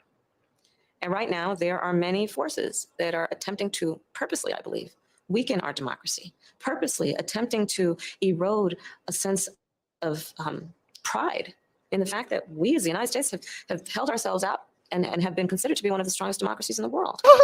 And right now, in the context of the world, people are watching, wondering, what is the future of democracy?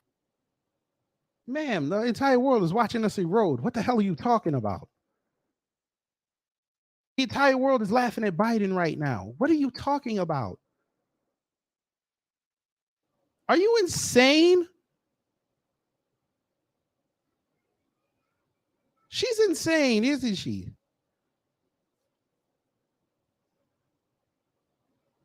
This is the chick who said she grew up celebrating Kwanzaa.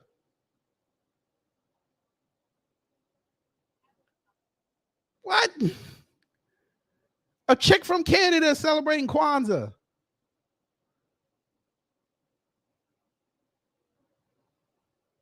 Huh? Y'all don't believe me. Tabernacle. Who remembers this legendary clip? 7 principles. And my favorite, I have to tell you, was always the one about self-determination, Kujitagalea. And, essentially it's about be and do. The fuck? Wait a minute.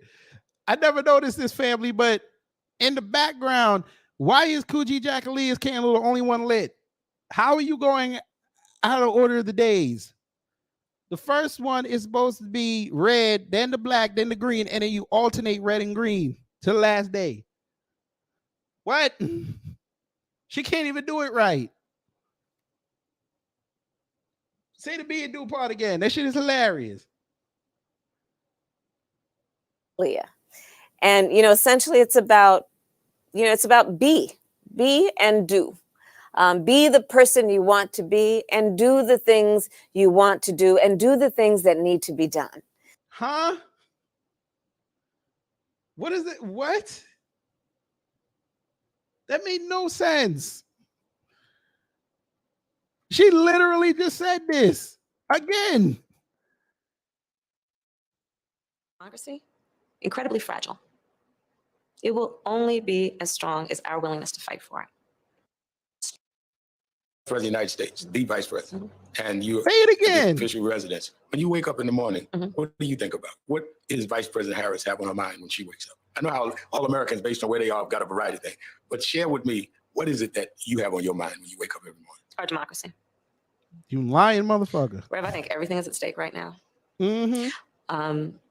When I think about democracy, I think of it as its nature is there's a duality, there are two pieces to it. Mm-hmm. There's one aspect of a democracy that is about strength. When a democracy is intact, it strengthens the people, it protects it and fights for fundamental freedoms, individual rights. It's a fight for order against chaos. It strengthens. On the other hand, democracy, incredibly fragile.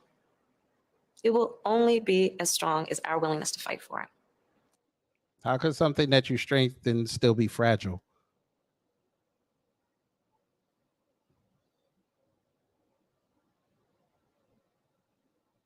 You would need an incredible amount of force to destroy something that is strengthened.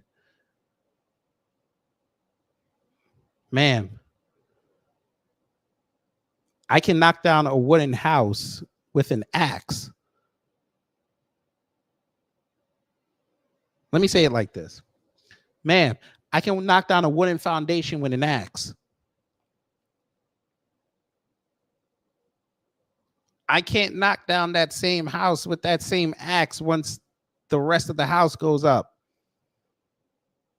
The bricks, the mortar, the cement, I can't knock it down.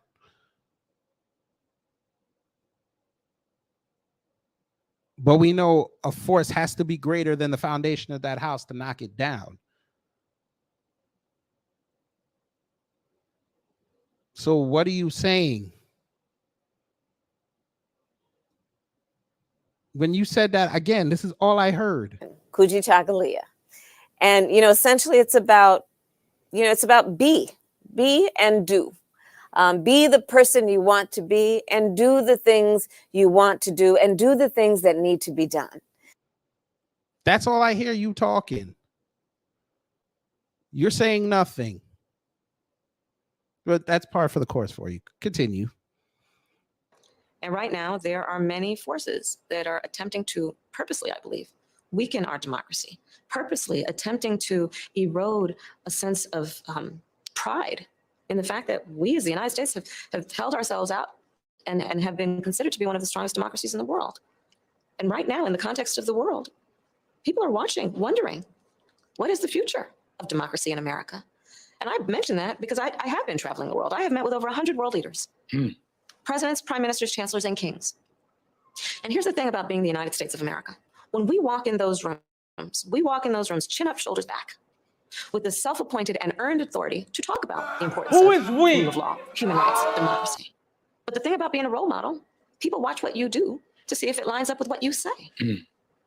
So one of the things I wake up thinking about is not only what an erosion of democracy will mean for the American people, what it will mean invariably for people around the world. Can you imagine the young women who are fighting in a country ruled by a dictator or an autocrat, and they're fighting for just basic rights? And that autocrat. That sounds like America now, don't it? That sounds like America, don't it? Women fighting for the rights against a dictator, an authoritarian. That sounds like America now, don't it?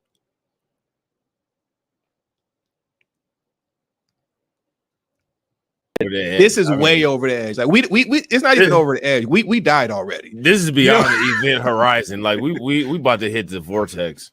Yeah, we about to hit the vortex. Yeah.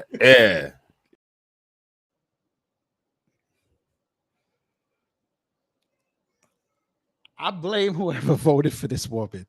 I blame you. I blame you. Hey, you know you done fucked up with your choice because I don't see y'all wearing y'all's chucks and pearls every January 20th. I don't see y'all doing this. So y'all know y'all fucked up. Oh, look at that. Oh, we got a troll. Oh, Aunt Jemima. Oh, how's it feel to get replaced by white supremacy, ma'am? Oh, look at the family. It just took so long. Oh, look at Aunt Jemima. Look at him. Look at him. Oh, somebody's low birth rates made them do this. Oh, can y'all in the crowd give them a hand clap? Oh,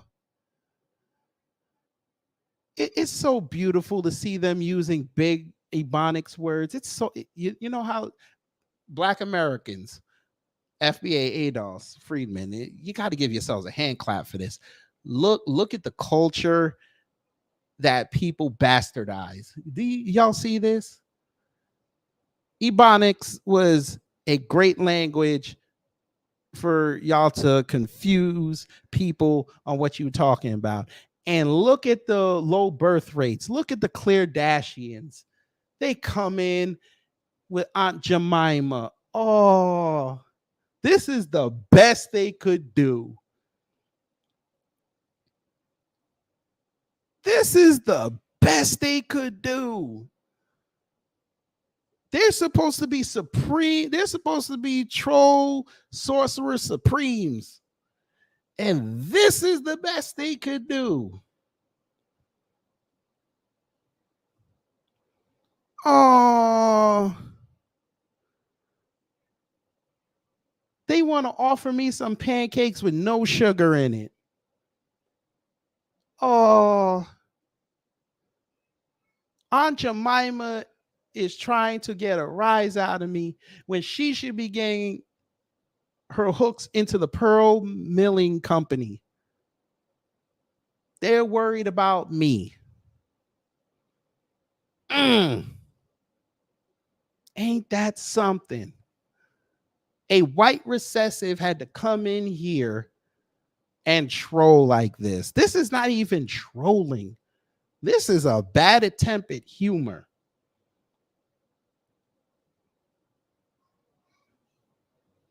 I guess the Reddit subreddits aren't hitting today.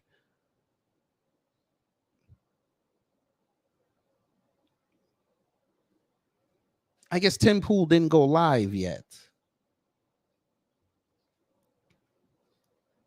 I get it. Hey, I get it. He, she, or it, you know, they're upset that Fresh and Fit got demonetized. They can't pay them anymore. I get it. They were giving out sound advice for them to get their sister in bed.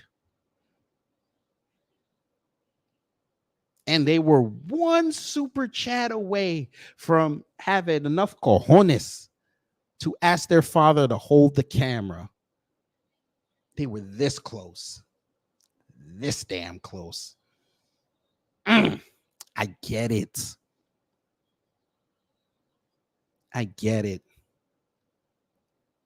It's Tuesday. I get it. You don't cuckold till Wednesday. I get it. I'm gonna go back to my show now because you've outlived your entertainment value, which was in the negative. But you have fun with that, sir, ma'am, Mr. Recessive. Have fun with that. Looking at them and saying, well, you want to hold out the United States as your example? Look at what they're doing. You be quiet. Understand what this means. This is very much on my mind. And you said frequently, not on your watch. Yes.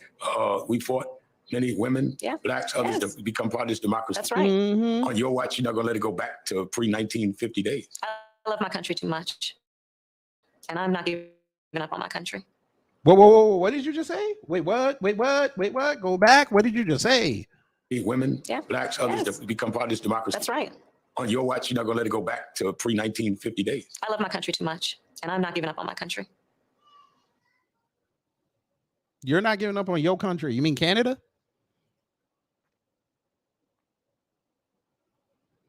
I'm not. Do you feel that the whole question of where we are in history, one day some young lady is going to look at your picture the way you look at their good picture and John Lewis' picture? What do you hope they look at and say? I hope they say that they will say, I can do anything, even if it hasn't been done before.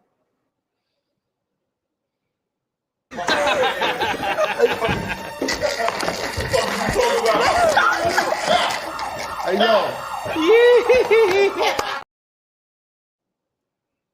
There she go, There she go capping. There she go capping. Oh, Aunt Jemima called up one of the friends. One of the friendses. Aunt Jemima.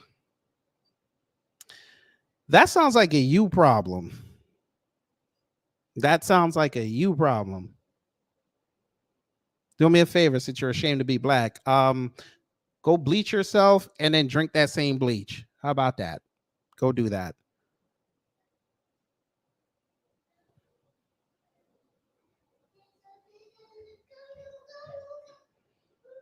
I know.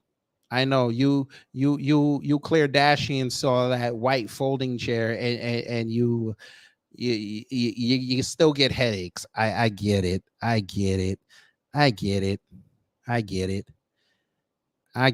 Hey, Malcolm X. Hey, I got something for you. Check this out.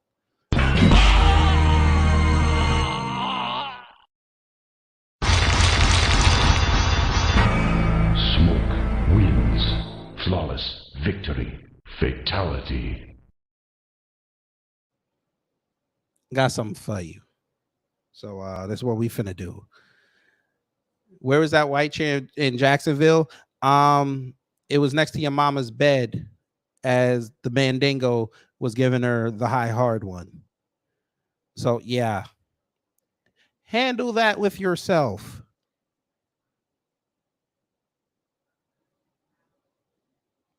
We continue.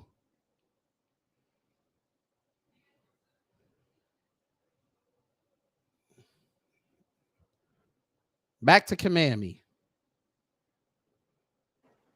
I will not be burdened by what has been. I will believe in what can be. That's what I hope. What do you hope that people will finally be able to say that this gesture that you're most proud of that you've been able to do with the president? I know we have Bidenomics. Yeah. What are the things you're most proud of? There's a lot. I have to tell you, Rev, there's a lot. I mean, I'm proud of, for example, an issue I've worked on for a long time, the issue of maternal health. Putting that on the stage of the White House where we're talking about. Funny, because a black baby was decapitated down here and I didn't see you say anything about that. Yeah.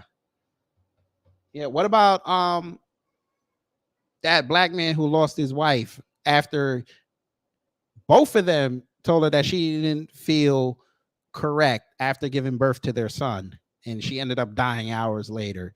Yeah, where were you on that? Why didn't you amplify that young man's story? He's a single father out here now. Doesn't have the love of his life. Yeah, you're doing a lot. But you're doing so much for this. You went to your alma mater, man, and talked about abortion.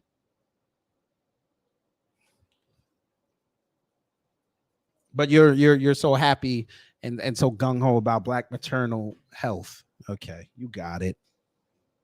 The fact that in one of the wealthiest countries in the world, we have the highest rates of maternal mortality, where black women are 3 times more likely to die in connection with childbirth. Native women 1.5 or 2 times more likely. Rural women 1.5. They don't troll right. Putting in place a requirement that it be taken seriously. For example, when I first came in, basically I challenged the states extend postpartum care for women dramatic. Hey, Malcolm X, bring MLK Now over next. 35 are doing it, right? I'm proud of that, what that will mean every day for the health and well-being of families and communities. I'm proud of what we've done in terms of expanding access to capital for small businesses. I love small businesses. So back to who I am. So Capital small businesses, yet the interest rates are going up. Yeah, I'm sure that's really going to help small businesses. You're right. very hard. My sister Maya and I, sometimes she, would have to work later on weekends. And we had a second mother who lived two doors down, Mrs. Shelton, who ran and we would go to Miss Shelton's to have dinner or whatever.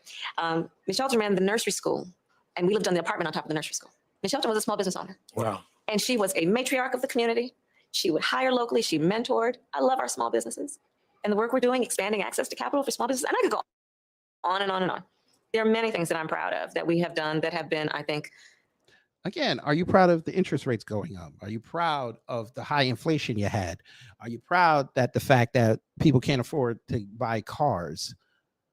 Or are you happy with the fact that BRICS is about to whoop that ass? And BRICS is expanding into Africa, and we have 53 nations ready to go into BRICS. Even though I still think that's a bad idea, but I can't talk for Africa. That's something they're going to have to figure out on their own. You didn't mention that you were happy that you gave $193 million to Ghana, and they still went and said, nah, we good on this anti-LGBT. Yeah, you have a lot to be proud of, I see. Oh, the number one issue. You must be so happy that that border is wide open.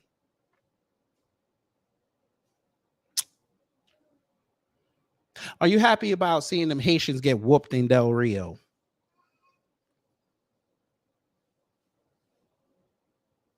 I know you're Jamaican, so that you might have had a little twinge in your heart. You might have smiled a little bit.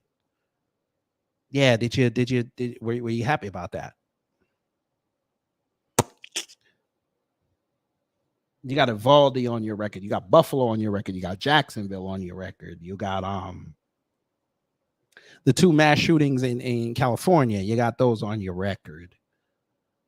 You got the ones in Texas on your record. Yeah, y'all got a lot to be happy for in your administration. Cool. Do your thing. Continue.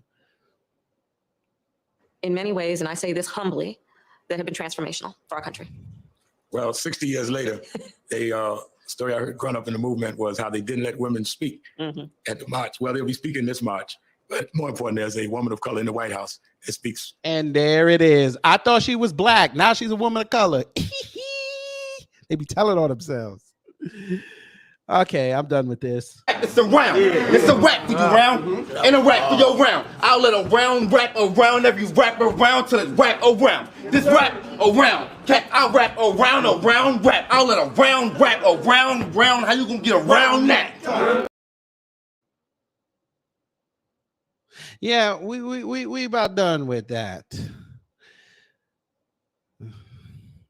Last thing we do before we got to play Kamala's music out. We got to do that for one time. Run to you niggas. Run. Yeah. I did mention this earlier that I would talk about this before I left. Command me. You should be happy about this too. You about to get some migrants all the way fucked up. Yeah, it's called Lockhart. I forgot about that. Yes, a professor at UNC, which I covered yesterday, lost their lives. Yeah, command me. You should be happy about this. You and your Biden shill, Mayor Eric Adams, who now is on the outs with Biden. You cocksuckers sat there and sent migrants to probably one of the worst areas to send minorities anywhere in this country. Now you figured that you might have sent them to, middle America, where it's predominantly white enclave, because y'all really don't give a fuck about sending them to all black neighborhoods. You sent them to MAGA country in New York City. You sent migrants to Staten Island. And for my people in the New York tri-state area, you know where I'm going with this, but for those who don't know, Staten Island, like I just said, is MAGA country. Staten Island is nothing but cops and firefighters. I'm going to say that again. Staten Island, the white, Italian, and Irish that live there are cops and firefighters. You can get a nice house on Staten Island that's a damn near mansion.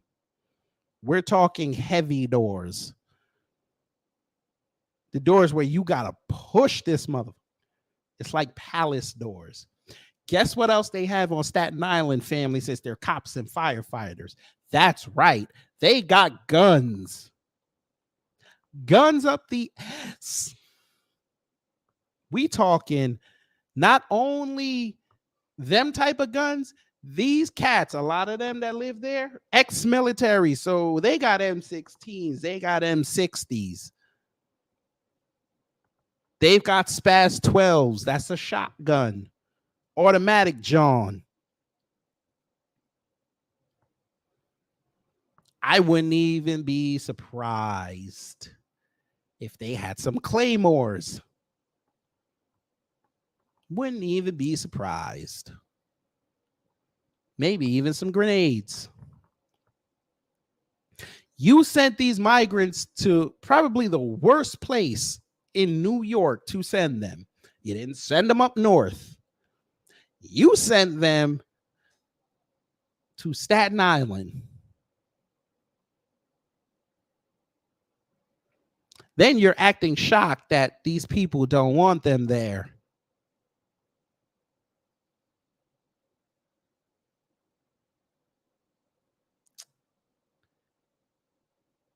Let's hear the video.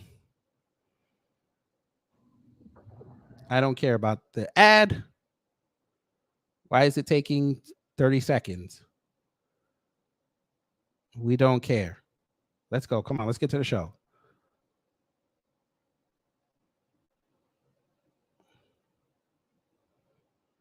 Come on. Oh, Jesus Christ. And y'all know y'all got a problem in New York City when you got the governor begging Biden to help her. He ain't finna do nothing. All right, here we go. The story finally loaded. St. John Villa. Fair use.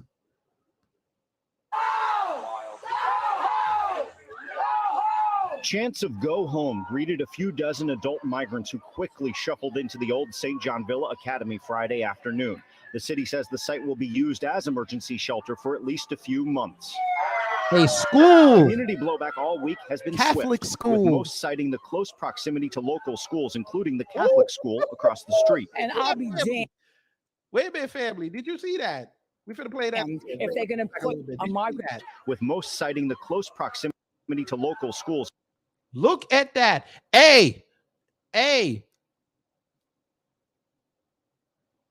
Y'all still want to tell me, you Democrat shills, still want to tell me you want to do this?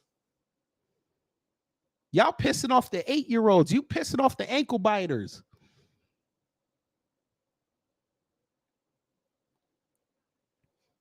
For my wrestling fans, she looked like the Miz girl after he won the title in 2010 when they caught her pissed off. You know she already on that F black people wave, and you did that. Let me see if I can blow this up. Including Come the what y'all Catholic see this. school Look at across her the street, face again, family. with most citing the close proximity to local schools, including. Look at her face, family. They got the kids out there protesting.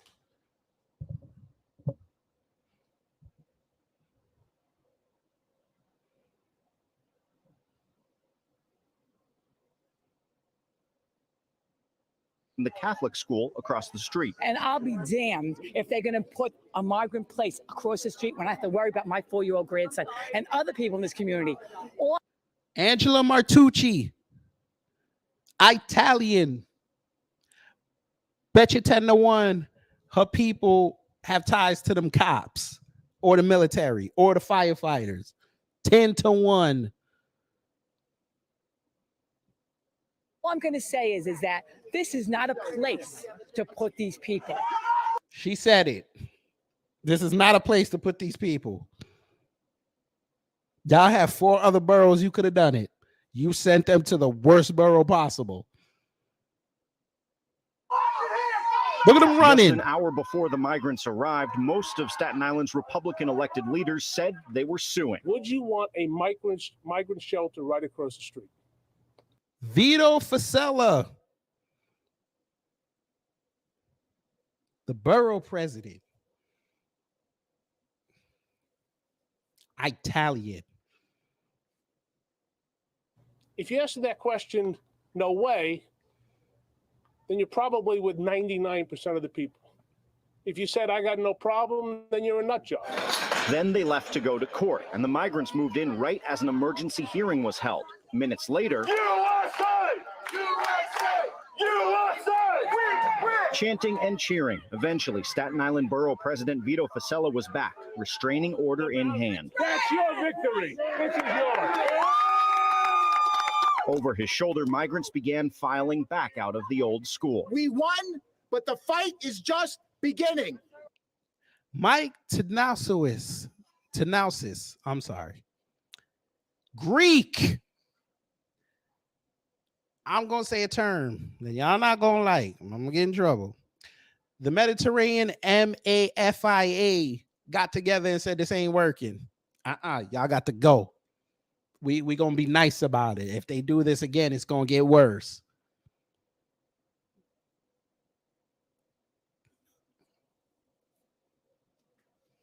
So you not only pissed off the Italians, you pissed off the Greeks. Shout out to Bunker TV.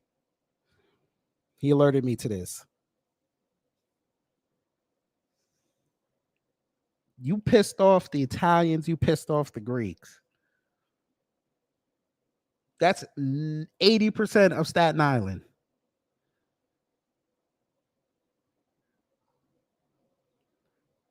We have to continue, and we promise you, they want the fight, we're going to bring them the fight.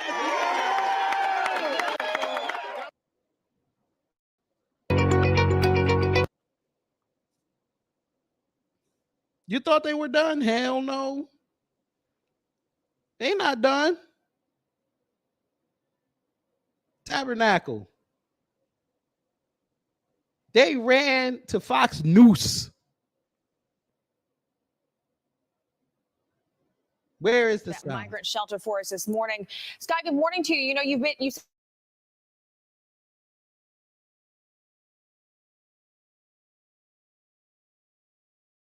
2 days ago.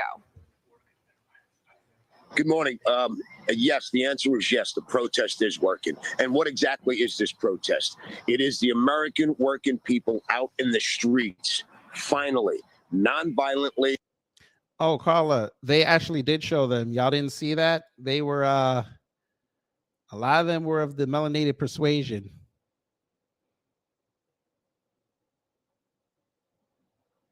A lot of them were of the melanated persuasion.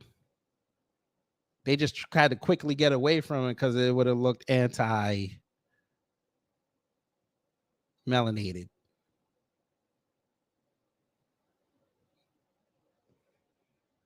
Whatever.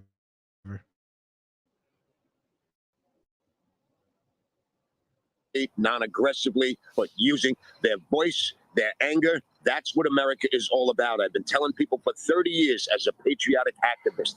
People need to get in the streets because they notice it. Now, I'm standing right here. It's ground zero for this whole illegal immigration insanity. It's illegal immigrants. Remember, the key word is illegal.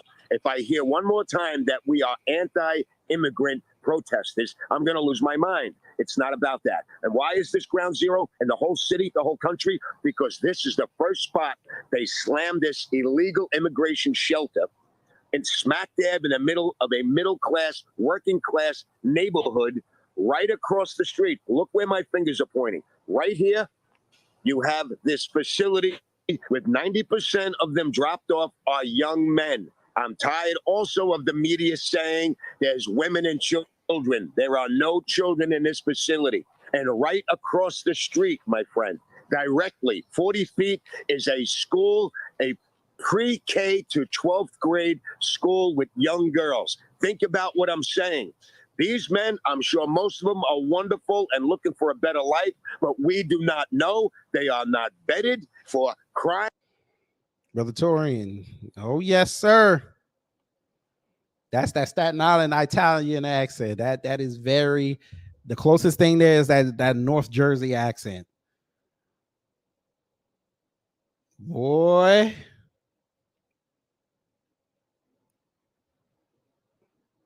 Again, that was the worst place in New York City to put them.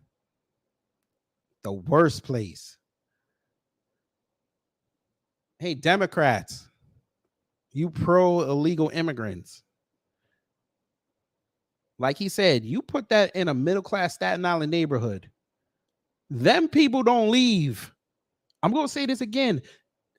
Most of them neighborhoods in Staten Island that are middle class like that, the women stay home.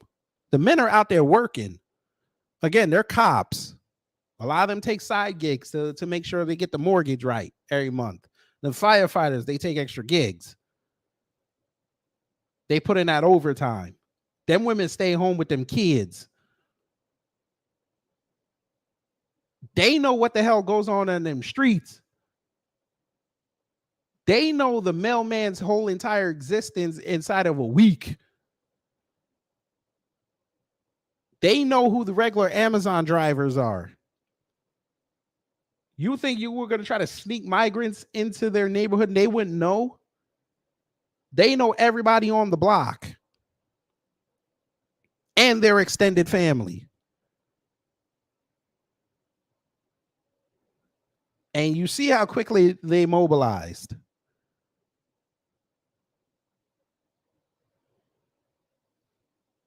Crimes, rapes, murder, diseases. Think about what I'm saying. Think of the insanity of that.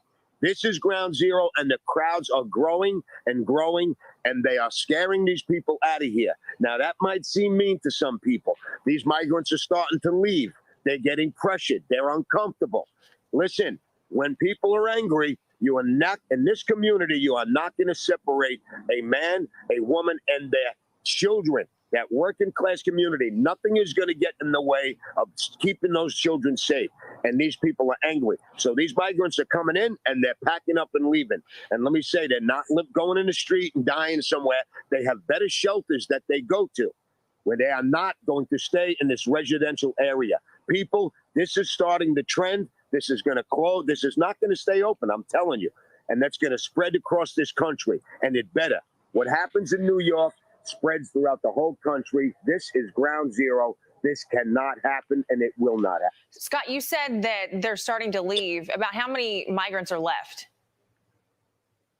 They brought in a couple of dozen. It was supposed to be 300, and the pressure was on. 300. Wednesday night, we had a big rally. They were sneaking them in Thursday, and we stayed here all night. It was hundreds of people. The next night, they did not bring them in. The next morning, we had the court date, and to stop it, put a stop on it. The lawyers try to put a stop on this because it's illegal. There's no work, nothing. It's a crap show here. And the mayor snuck right in and said nope. He appealed it. They overturned it, and they snuck in a few more. So there was a couple of thousand originally, and they've been trickling away. So as of last night, I'd say there was about 6 or 7 left. And again, the pressure is on, and this building is going to be empty sooner or later because this is the travesty. If it happened across the street from a school where little children play, I'm talking 40 feet, this neighborhood in Staten Island is not going to let that happen. Yeah, it doesn't seem like it. Okay, Scott Lebedo, thank you so much for your time this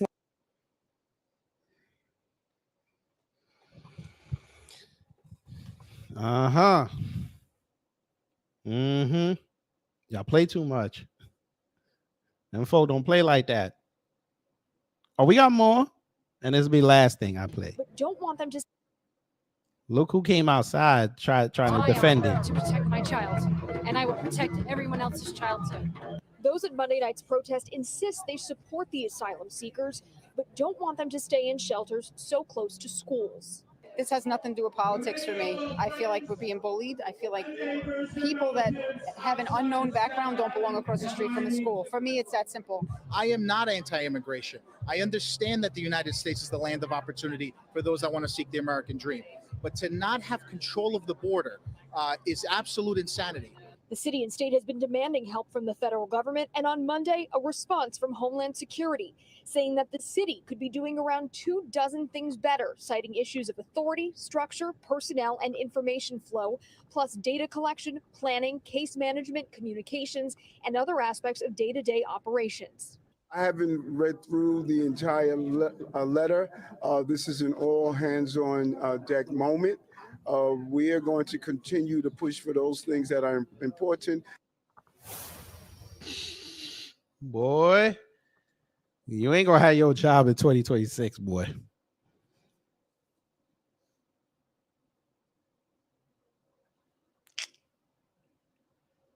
The black academic.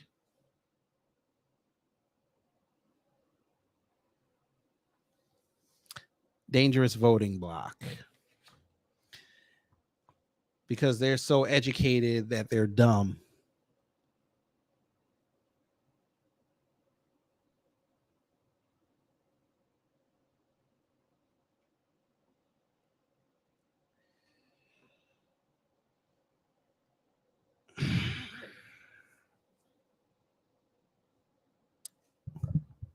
Educate yourself, people. That's all I'm gonna say. Educate yourself. Yes, Tory, and both sides are to blame. And since they're so worried about the black vote next year, I am imploring the family, show them how much power we got. Because it seems to me that they forgot how Stacey Abrams fell. They forgot how Mandela Barnes fell. They seem to forget how lame duck these people that they did put into office, now they're not doing anything. I think it's time that on a grander scale, we show them how much power we have, how much influence we have.